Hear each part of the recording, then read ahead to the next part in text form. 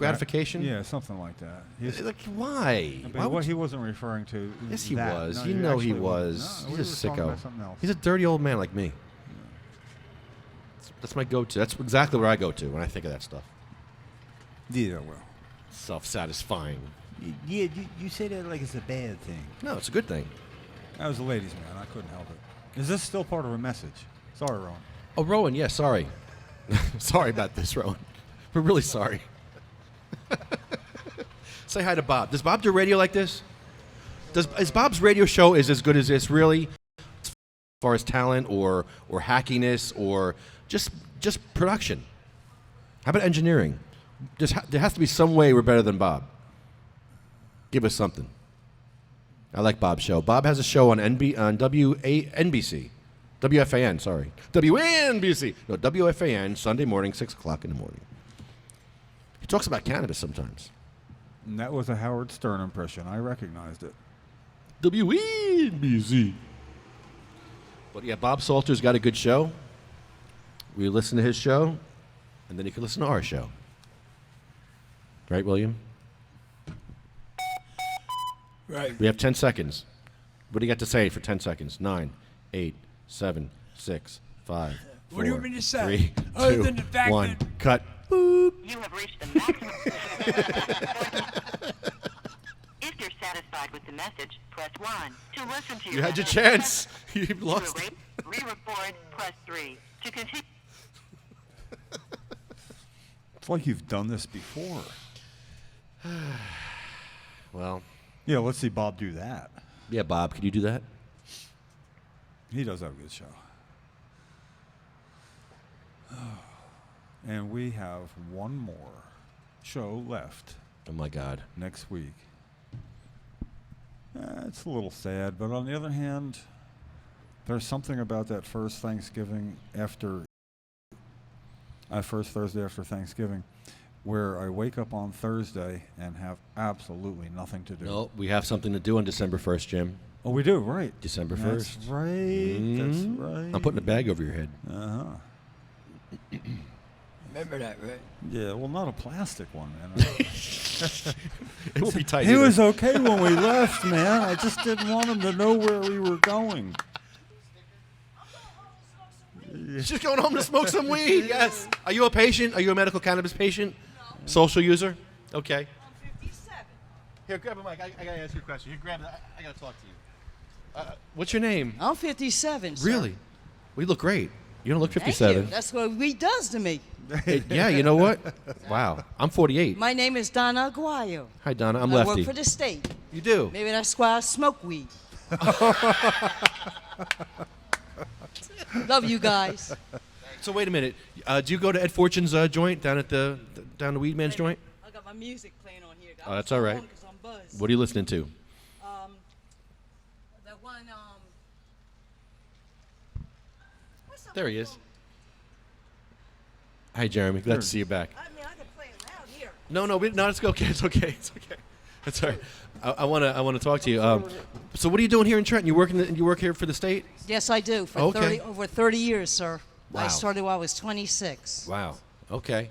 Now, and do you go to the Weed Man's joint down on? I did. You did. You don't go anymore? No. Why? His food is shitty. I wanted a brownie. Wink, wink. A brownie? Didn't get it. You didn't get it? Nope. Well, he just got in trouble for. Yeah. for Well, that. imagine that. He's across the street from the Capitol, or Yeah. the Statehouse, whatever they call it. Yeah. What did you expect? Well, I think the food's pretty good though. Nah. No? Well, I must have went on a bad day. What did you have? They gave me these like Crispy fried burger? clams. Oh, fried clams. Who eats fried Tastes clams? like birdseed. No, you can't eat. You gotta eat sativa cross. It's No, I gotta learn how to cook. sativa cross is amazing. Yeah. So you're gonna go smoke some weed now at home? As soon as I get to the front door, sir. Nice. Did they drug test you here on your job, or they don't care that your boss is cool with smoking weed, or? I don't do it. I don't smoke weed and go to work. Right. I smoke it when I go home Right. on the weekends. Right. I'm by myself. Cool. The hamster likes it, so. Your hamster likes it. Yeah, named him Herbie, boo. I named him Herbie. Herbie. For that I get it. reason. I get it. I get it, Herbie. Nice. Well, good luck with that. I hope you don't know anybody who's a patient, because there are I people. don't, really. Yeah, there are people suffering that really need that cannabis. I'm glad you're a social user. I'm glad you're using it just to get high. You don't need it. I don't need it, but No. I do it. You just do it for Well, it makes me. recreation. I want to get bigger. Bigger. I don't have a booty. You don't have a. Trying to get one. Weed does it. Makes you eat. Weed gives Every you- time I get the munchies, the hamster hides. So you're working on a weed booty right now? You're working on a weed booty? I'm gonna go home and work. Yes, the weed I am. booty? I'm gonna watch it. Let's see. If I go home, I'll probably make it to Steve Wilkos. So I'm behind schedule, sir. My God. Oh my It's God. a half-hour walk. That's not going to be good for your weed booty. It's gonna work it off. Yeah, it's gonna work off your weed booty. Yeah, well, I'll be the judge of that when I open my front door to my own apartment. Minding my own business, not bothering anybody. That's right. I ain't out here destroying property. That's right. I'm not out here complaining about Trump as president. You're not? It is what it. No, give him a chance. Maybe he'll do something. Really? You didn't cry today? No. You didn't cry? Okay. I good. knew Hillary wasn't going to win. You knew she wasn't going to win? What? I thought it was fixed. I thought the election was fixed. It was fixed in his favor. Oh, shit. Come on. Come on. I thought it was fixed for her. No. Donald was the one who said it was fixed. It fixed in his favor. Oh, We don't know that because we're too stupid. Oh, yeah, we don't know much. All I want to do is get home. He's president now. It is what it is. And smoke my weed. I'm going to give him a chance. I'm excited. I think we're going to have legal weed no matter what. So it's going to happen. Good. Yeah. They already passed it in 4 states. Yeah. Passed it here in Trenton. So you going to smoke a bong when you go home, or a joint, or a pipe, or I use pipes. pipes? Nice. What strain you smoking on right now? Oh, the shit around my way. What? Damn. Reggie? You smoke a Reggie? This shit around my way is so corny. If it's real good, I use a small pipe. If it's shitty, I use a big one. Oh, no. I'm sorry to hear that. At least the hamster's happy. Oh, Jesus. One of us is happy. I'm done, sir. Oh, thank you so I, much. I hope I don't get fired. I work for the state. Oh, God.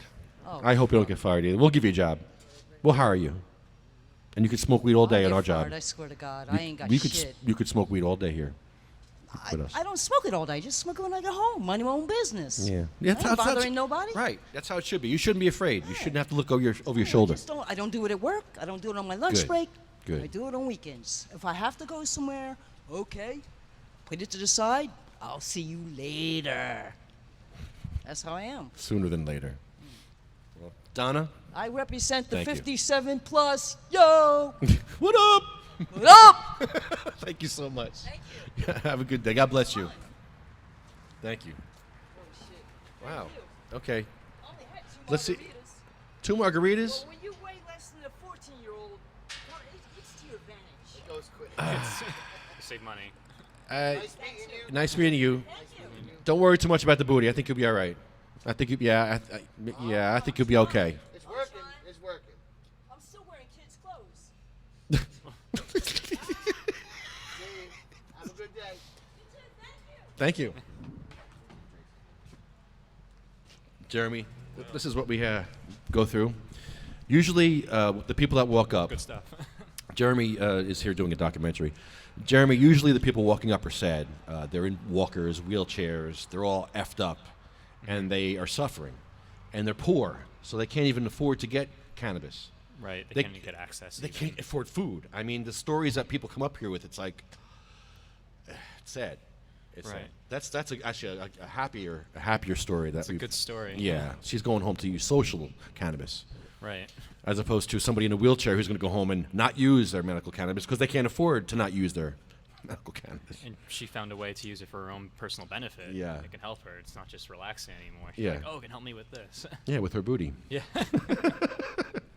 So, Jeremy, what kind of a documentary are you doing? This is so cool. So I'm covering the Ed NJ Weedman, who I don't know how much people know about this story, but it's quite a story.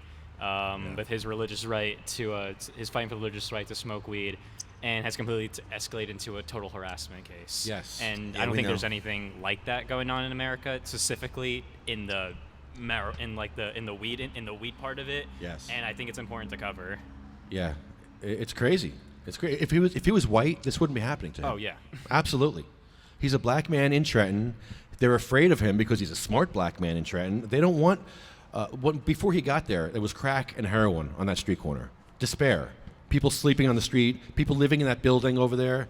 It was a mess. He got there. He cleaned up that corner. He cleaned up the building. He gave people jobs. Gave people hope. Brought people in. And they don't want that. The Trenton Council and the Trenton Mayor want status quo. The Trenton voters have 8,000 people voting here in Trenton. How many people in Trenton? 90,000 people in Trenton? 8,000 people vote. 8,000 people. Mm-hmm. 8,000 out of the whole city of Trenton. There's a lot of things to fix here. They don't want to change that. They want that because it keeps their power base intact. Right. Ed Fortune's a problem for them because he's a smart guy, and he makes them nervous. The thing is, they're just attacking him. They're not attacking anyone else who's a part of the establishment. They're attacking him because he looks like the face. He wears he has dreads. Mm-hmm. He's a black man. Right.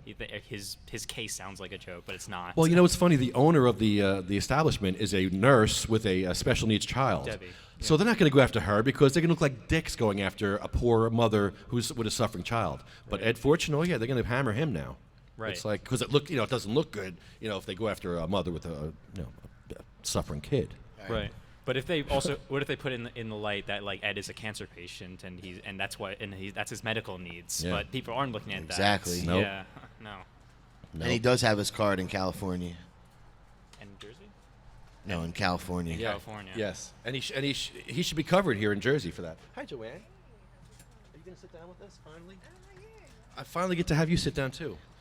Excellent. Alan Gordon is another guy that was targeted for his church. Yeah. Cannabis up was in New Hampshire. Alan and Ann from Rhode Island. Yeah. Right. Yep. Jeremy's here Like doing New a Jersey documentary. Weed Man. So cool. Yeah. Yeah, on the Weed That's Man. awesome. Yeah. So how far have you gotten with your documentary? What have you? Still doing the research process, but we're gonna start shooting. We're gonna start shooting soon. Hopefully, it's gonna be a lot of good stuff. And I came out today to see you guys, see what you're doing. I love what you guys are doing out here. I think it's a great turn for the documentary. And you tell me about how it's not just like people like the person we just spoke to. It's families and their patients and their children and stuff. It's really sad. You should come with us to a police station. We smoke weed at police stations too. Oh, fun. Did they tell you about that? No. We've gone to about 60 police stations. Called the Ignorance is No Excuse Tour. And we go and educate the police about the Kuma law. And we ask them, where do we smoke weed here? Yeah, that's also true. That the police don't know about like their own laws. It's like the people know about the Right. literature more than the police do. And like, why isn't there any education in that in the first place for the police? Yeah. Like, these are important laws, and everyone needs to know about them. Nice shot, Jim. Yeah, we went to the police academy about a week ago in Bergen County on the tour. And we saw skinheads, like a classroom full of skinheads. Skinheads. Nobody had hair. Like, you're saying like KKK skinheads, or like? That's what it looked like to me. The whole class was skinheads. Yeah, it was pretty intimidating. Yeah, I didn't. Yeah. And then you guys are smoking weed in front of them. Yeah. Yeah, and we arrived to gunfire. Like Carol, we would pull up, we open our doors, boom, boom, boom, boom, boom, boom, boom. They were shooting guns off. It was just like this indoctrination of just violence and just weirdness. I don't know. It was just, it freaked me out kind of. Didn't. Well, I thought what was interesting is that we just kind of roamed the place for quite a while. Yeah, they let us in and we walked around like we were. All medicated. Yeah. We could have been anybody. We could have been Al Qaeda just walking around and they were just like, whatever. Yeah. They wouldn't know. No. But the police but they don't train them on Kuma. They say they do, but they don't. The police don't know about Kuma at all. No. You have one job, know the law that you're enforcing. And how do you enforce laws if you don't know the law? You just need to give out a little paperwork, and that's it. But no. No, there's a lot of ignorance. Police in Bayonne have taken my friend's medicine. My friend has multiple sclerosis. They took away her medicine. And it was her month's supply of medicine. Yeah. So now she can't go back and buy more medicine. Nope. The hospital took it away. The hospital took it Hospital away. took it away, gave it to the police. Police took it and gave it to the prosecutor, or told the prosecutor. Does she have to go to court to? There's no charges. I don't know. Is that civil forfeiture?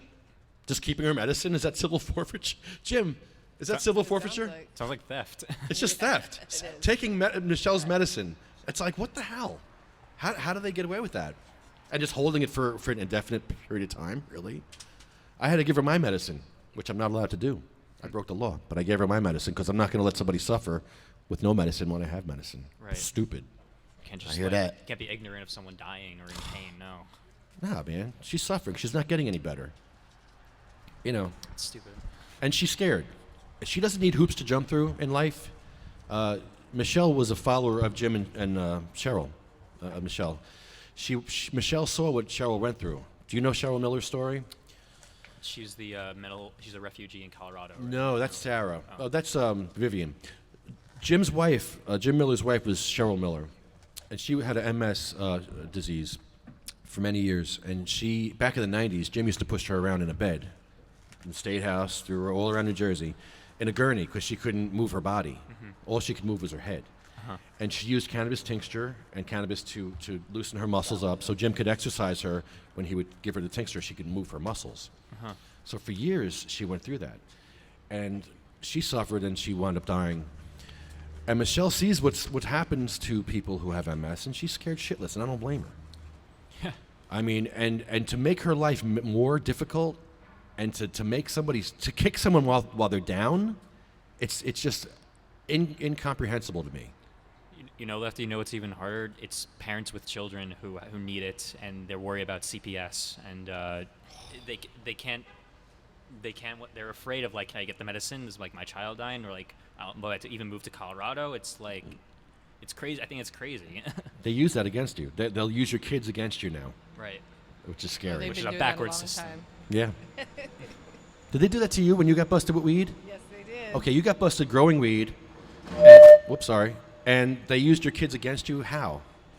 Well, they take them from you, because you're a criminal for possessing cannabis, and you're also considered an addict. So they need to treat you to make sure that the children are, safe to return home.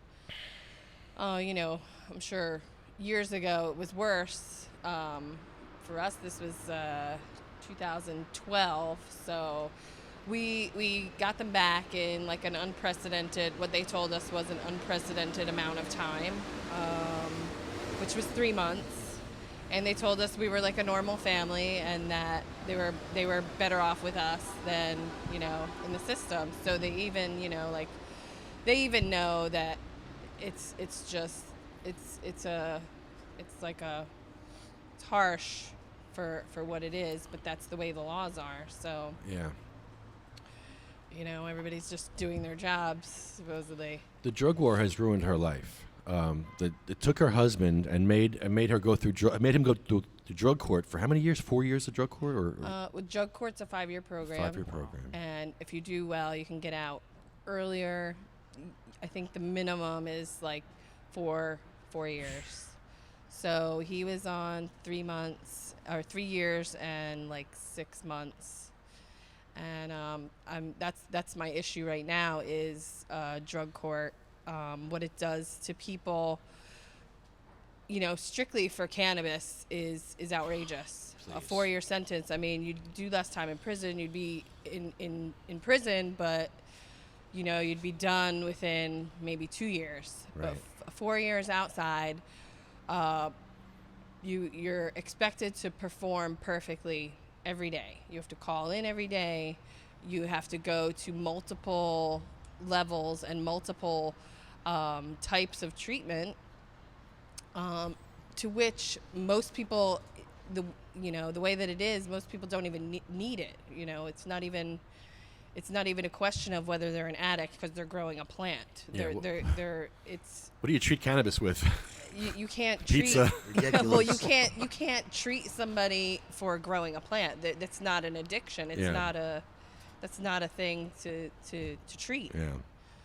Which was what his charges were. But in order to stay out of prison, you accept the program, and the program. I think that it leads to a lot of dangerous alternatives for people that are just looking to relax. You can't really relax when you're jumping through their hoops every No. day for 4 years, trying to work and take care of a family and do the things you were doing before, without being too sidetracked in life. And the medicine that they give, they offer medicine for addicts, which is I forget the name of it, but it's more dangerous than cannabis. Yeah. And also, people turn to like fake cannabis, fake Oh, God. marijuana, Or booze. spice, Yeah. because you could do it and it does, you don't test positive for it, and that's way worse than cannabis. I mean, it totally could put somebody out. And the other one is alcohol. Alcohol, it leaves your system pretty quickly. So I think that it drives people to binge drink, which is extremely more dangerous than cannabis use, cannabis growing plants. It's just it's terrible. He grew some nice plants. He really did. There Thanks, was like yeah, he big did. butts, like, gosh, monsters. He's very proud of them. Oh, he man. loved them. Also, just like drug education in general is just a huge problem. I'm a college student. I go to NYU, and I'm part of a group called Students for Sensible Drug Policy. And what we talk about, we advocate for, is naloxone. I think it's called, which Suboxone, that's it, yeah. Oh, it's an N. Oh. Naloxone.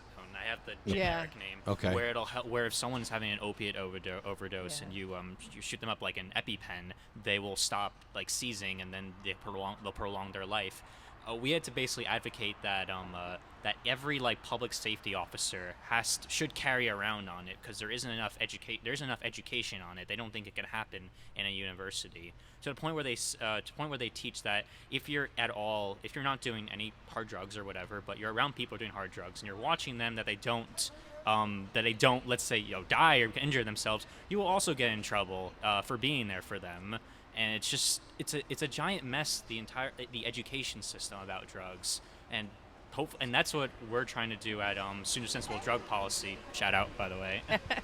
Yeah, it's not honest education. No. And when you don't have honest education for public health, something like that affects so many people, it's you're gonna have a bad result. Even in today's age, college students like my age, they don't know what the potential that cannabis can have for for medical patients or for the industry at all. Which is surprising to me is that like people should be more aware, because we just legalized 8 states, I think. Like now is a time where you gotta like start educating people, and they gotta start advocating for this. People need to know. People don't know. That's the problem. There's an education problem. We need more people like you doing what you're doing. Yeah. We do. That's what I'm trying to do. Trying to spread the good word. Thank you. So you have a website or anything we can promote? You can check out myself on Facebook. I have a Facebook page called Screen Freak Productions. I post a lot of my videos content and a lot of my photo content over there. You can check out the stuff there. Hopefully you'll see soon the documentary will be up there. Nice. Screen Freak on Facebook. Screen Freak. Screen Freak. Yeah. Cool. Nice. Anyways. I did also want to say another thing about alcohol. With Scutari's bill coming up, I just recently wrote him a letter asking him to not give preferential treatment to the alcohol industry for the cannabis industry, because I feel like it's hypocritical, for one. I mean, they've lobbied against cannabis. Yeah. That's true. And and then they want to like. Wait a minute, yeah. You're right gain about profit off of it, yeah. Wow. And That is fucked up. Yeah, that's a little strange, huh? Cost of doing Right. business, I guess, huh? Yeah. So I'm asking him to not do that, and also, he mentioned something about possibly not allowing home cultivation. No, we need that. And I think that, That's huge. I let him know that patient advocates, I mean, that's why we support legalization, is for the human right to be restored to grow your own medicine, grow your own cannabis. Yeah, that's huge. That keeps Big Pharma out of my pocket, that's for sure. So, we're getting to the point in the show where I have to ask you a question. Have you ever burnt off your underarm? Have you ever burnt off your underarm hair using a torch? No, but I have punched myself in the face putting on my bra. A couple times. You don't know that problem, though. Well, I burnt off my eyebrows with a torch the other day.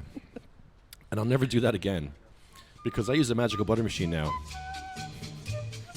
So It might be able to help me with my condition, too. magical butter makes your recipes better. Magical butter makes your recipes better. Brownies, cookies, smoothies, sauces, soups, veggies, candies, salad dressings for your tossed salad, Joanne. No, thanks. Call 1-800-420-4334. Get your magical butter machine from magicalbutter.com and Garen Angel. I use the magical butter machine now. Yeah. Oh, hold on. I'm hearing It background. might be able to help me with my Shit. That was bad. Saying shit. That was bad. It's I got a like- love glove. I like magical butter for candies. Yeah. Have you ever used one? No, I have not. It's a great machine. People love this machine. I've heard great things about it, actually. Yeah, we have a giveaway. Give one away every month. We give one to a sick patient or whoever. Yeah. So yeah, magicalbutter.com. Get your machine from magicalbutter.com and Garen Angel. It's the best machine you'll ever buy. You'll never dab again. What? I don't dab Do you have anymore. one, Karen? Do you have a magical butter machine, Karen? You'll never dab again. Seriously. I use edibles now all the time. I stopped dabbing. I gave all my dabs away. I threw them in the garbage. I use this all the time. Okay, now. you had me till you threw them in the garbage. You might have had it a minute longer, but ta-da! I retrieved them. Salves. Yeah, and I It's very threw. And when, important. and when Cheryl passed away, I threw all her medicine away too, right? Or cannabis? Well, first it was the Marinol, then it was the Baclofen, and then it was I'm a rebel. What could I say? Oh, man. Well, thanks, Magical Butter, for giving us machines to give away to all our sick friends. MagicalButter.com. Boom, See? boom. Damn. I want to thank Sativa Cross. Oh, that's me. SativaCross.com. CMMNJ.org. That's the Coalition for Medical Marijuana New Jersey. Thank you for allowing us to use cannabis across the street. Without you guys, I wouldn't be able to get my card to do that. So thanks, Jim and Cheryl. Yes. Quite welcome. Heroes. Yes, you are my hero. We have Tuffy's Fight, Legalized for Lorelei. Oh, Jim, by the way, we're going to be at the Statehouse. I don't hardly do any work. Come on, I'll dab you out. No, you won't. You don't dab. You got magical butter. You do edibles. I'll edible you out. You got magical butter. Damn it. Really? You can't come? On a Monday, no, it would be a financial incentive for me to be somewhere else that day. Damn. I don't make a lot of money, and I hardly ever work. Okay. But when I do, And activism doesn't pay. Yeah, it sure does. I get paid. Ask Ed Fortune. He knows about that. Well, if I can shift, I will try to shift. If I can shift Monday for Tuesday, Tuesday for Wednesday, Thursday's the last day here. I could make that. Do it. I get transportation. It should work. NewJerseyWeedman.com. Get your chicken wings after 11 at New Jersey Weedman's joint. After 11. Blue Planet Biotech. Run New Jersey. You got the Secret Sesh coming up in a couple of weeks. That's going to be huge. You got Tuffy's Fight. You got medical-freedom.com. JacksonStorms.com. Prayers for Sarah. Prayers for Pete. Jenny's Purple Ribbon Journey. Jenna's Journey. Can of Sense. Did I miss anybody? Probably. Probably. Every week, no doubt. Somebody. All right. Stream of conscious. This is the list that we do every week, Jeremy. This is all our friends who died waiting for cannabis, people that suffered. And we do something called the Ode of Remembrance, which is written in World War I for some Army guys. And it fits very well here in our podcast because we talk about children that died, like Sabina Rose. She was a 15-month-old who died from seizures, had a 25-hour seizure. And she died waiting for her cannabis. She was waiting for 4 months for her card, and she never got her card in the mail. Huh. And then Damn. Cheryl. Yeah, it's brutal. These are brutal stories, man. This is the worst part of the show. Cheryl Miller, she died from epilepsy, waiting for cannabis. MS. What did I say? Epilepsy. Did I say epilepsy? Yeah. We got a tape. we got verification.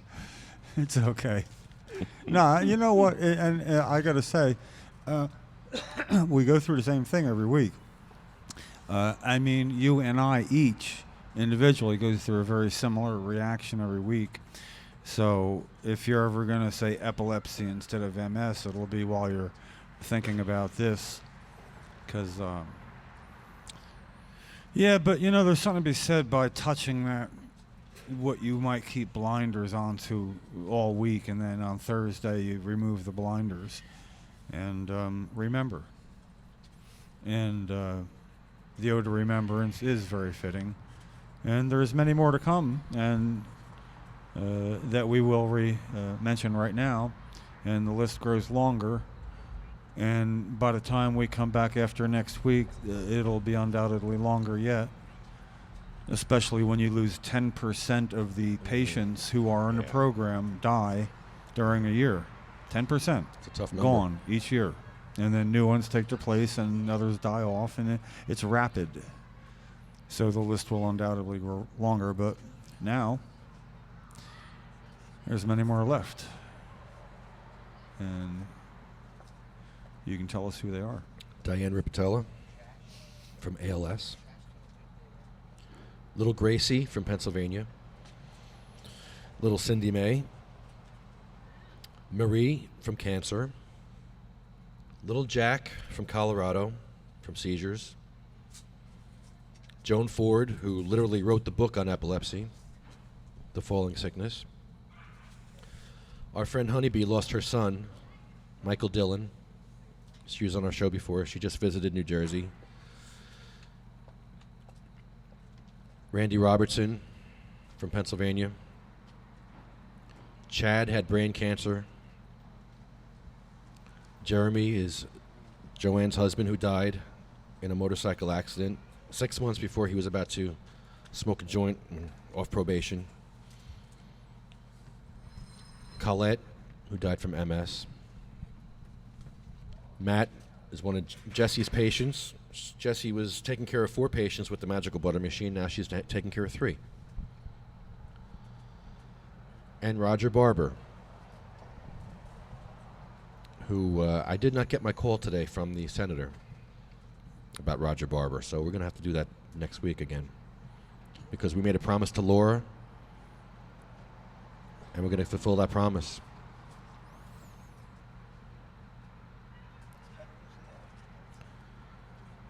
See you next week. They shall grow not old, as we that are left grow old. Age shall not weary them, nor the years condemn. At the going down of the sun, and in the morning, we will remember them. We will remember them.